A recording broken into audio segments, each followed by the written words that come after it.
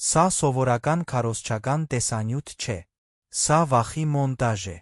Նյեննոթը պարզել է, որ ուժեղ Հայաստան կուսակցության ֆեյսբուքյան էջը մայիսի 27-ից տարածել է տեսանյութեր,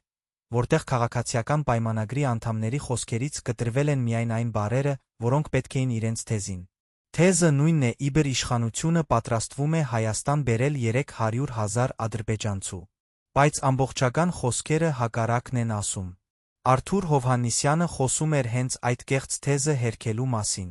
Փաշինյանի ամբողջական միտքը վերաբերում էր գոյություն չունեցող թեման Հայաստանի ներքաղաքական օրակարգ մտցնելու փորձին։ Արարատ Միրզոյանը այդ թեզը անվանել է հիվանդ երակայության արդյունք։ Վահագն Ալեքսանյանը նույնպես խոսում էր կեղծ, հորինված թեզ ներարկելու մասին։ Բայց տեսանյութում թողել են միայն 300,000 ադրբեջանցիներ բառերը, իսկ հերքումը կտրել են։ Սա փաստարկ չէ։ Սա մգրատով սարքած քարոզչություն է։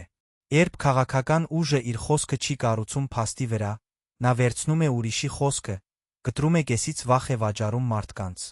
Այդպես ընտրողին չեն հարգում։ Այդպես ընտրողին փորձում են կառավարել։ Քվեարկության օրը ընտրիր այն Հայաստանը, որտեղ որոշումը կայացվում է ոչ թե կտրած տեսանյութով, այլ ամբողջական փաստով։